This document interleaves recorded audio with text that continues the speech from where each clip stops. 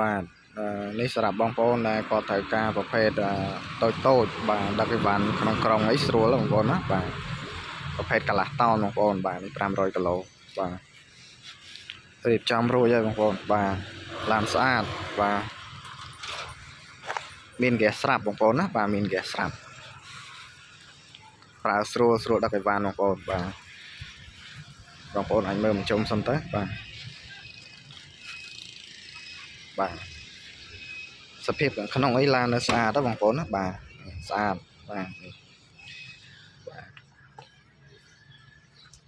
កុងតាក់អីនេះសារនៅប្រើបានទាំងអស់បងប្អូនណាបាទទៅជាកញ្ចក់ចុះឡើងអីនៅបានទាំងអស់បា